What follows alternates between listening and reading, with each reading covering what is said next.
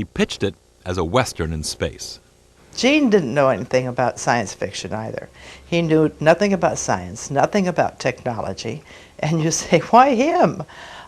Because he did know about people. The pilot was made for NBC with Jeffrey Hunter starring as Captain Pike. Leonard Nimoy was among the cast, playing an alien named Spock. But the second in command of the Enterprise was a woman, played by Majel Barrett. The pilot episode was smart, sophisticated, and darkly intelligent. It's just that I can't get used to having a woman on the bridge. It was promptly rejected by the network. They decided, well, we'd like to get a second pilot, but there are some changes we want to make, Gene. Says, number one, you'll have to get rid of the broad because nobody will believe a woman's second in command of a starship. And number two, you're going to have to get rid of the guy with the ears because he looks too satanic anyway. Roddenberry, who had become romantically involved with Majel Barrett, had to make a tough decision. He didn't think he could win both battles with the network. He thought about it. He said he needed the Spock character so bad, and although he knew it was going to break my heart, what he would do was he would marry the girl and keep the guy in because he didn't think that Leonard would have it the other way around. My name is Christopher Pike, commander of the Space Vehicle Enterprise from a stellar group at the other end of this galaxy. Jeffrey Hunter's performance as Captain Pike was one of the few elements the suits at NBC had liked. But Hunter's producer-wannabe wife reportedly went to Gene Roddenberry and announced the part was beneath her husband. So Roddenberry released Hunter and asked an up-and-coming actor named William Shatner if he'd like to watch the first pilot.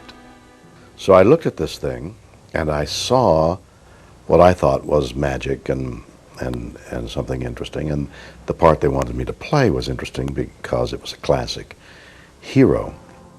The budget was minuscule, and NBC's enthusiasm for the series was at best lukewarm. But with Captain Kirk at the helm, the crew of the Enterprise was about to fly into history. George Takei played Sulu, the Japanese helmsman. I can't understand it. I simply have no control.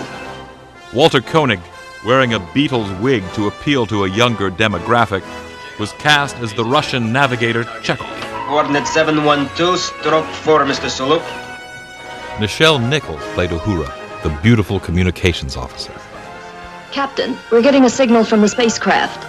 DeForest Kelley had originally been offered the role of Spock, but reportedly turned it down. Well, come on, help me get him on the table. He'll die without immediate treatment.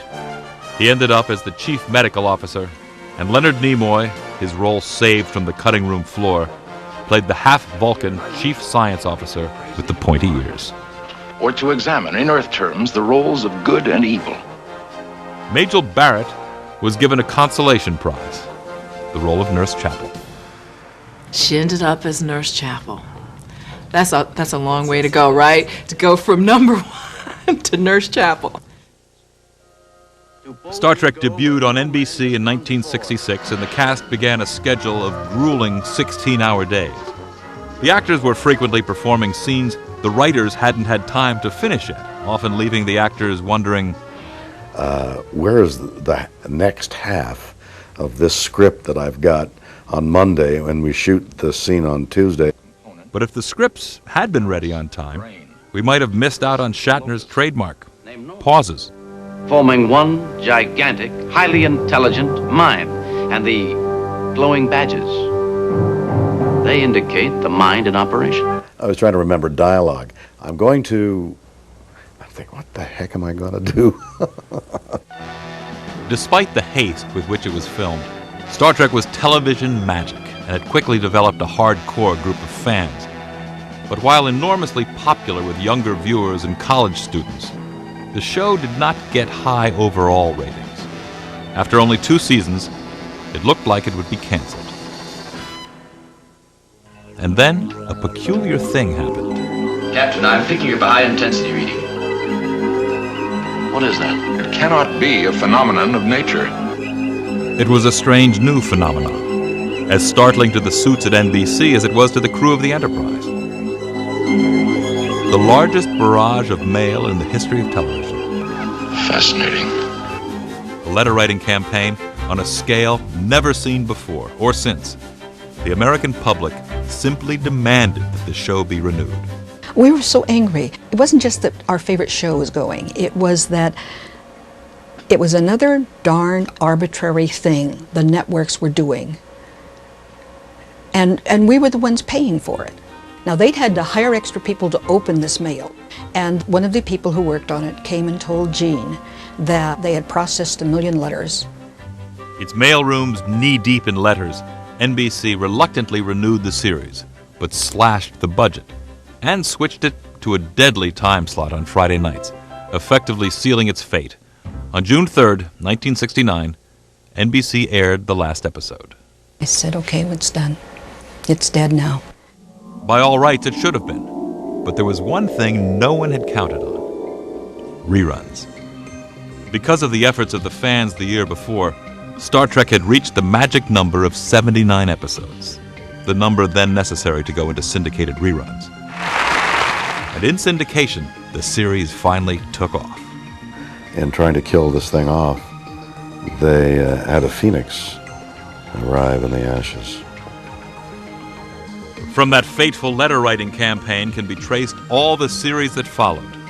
It was the fans who turned Star Trek into the longest-running entertainment franchise in history and helped it to become a defining part of American culture.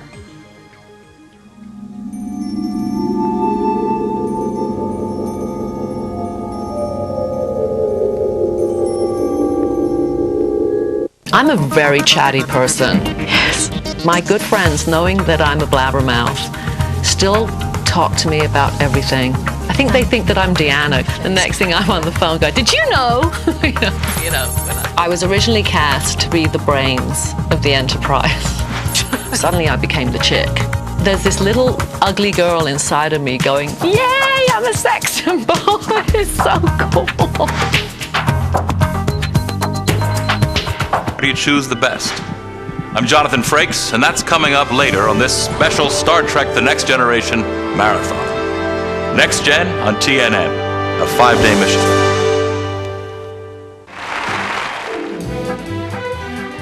By 1972, Star Trek had already been canceled for 4 years. But in reruns, it was garnering astonishing ratings. Public interest was growing, and that year the first Star Trek convention was held in New York.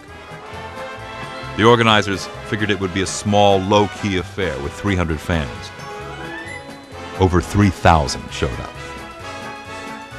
It was a zoo. It really was. There was no way to get in. There's no way to get out.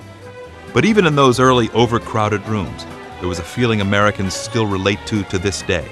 A feeling of tolerance and diversity among the fans that seemed to mirror the core values of the show itself. That's why the fans relate to the show so much, is because we really are non-judgmental.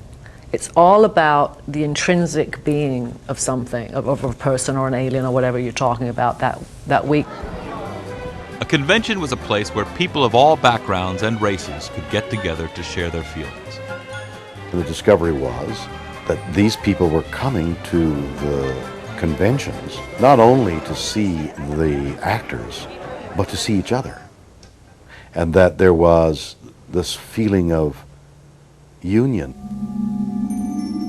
America was finally falling in love with Star Trek. Even in reruns, the show seemed fresh, dealing with topics that were still not being discussed on network TV. Look at me. You're black on one side and white on the other. I am black on the right side.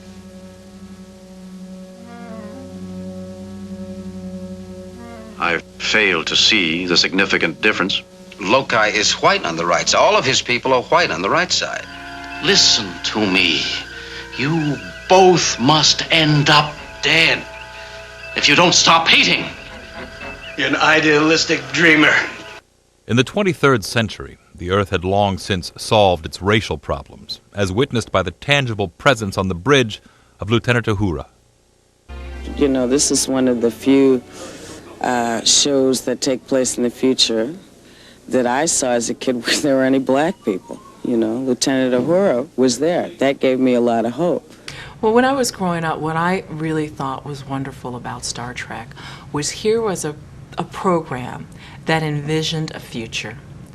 that we had actually gone through a lot of the problems as a society, as a planet, that we were expecting to go through in the 60s, but we had made it through.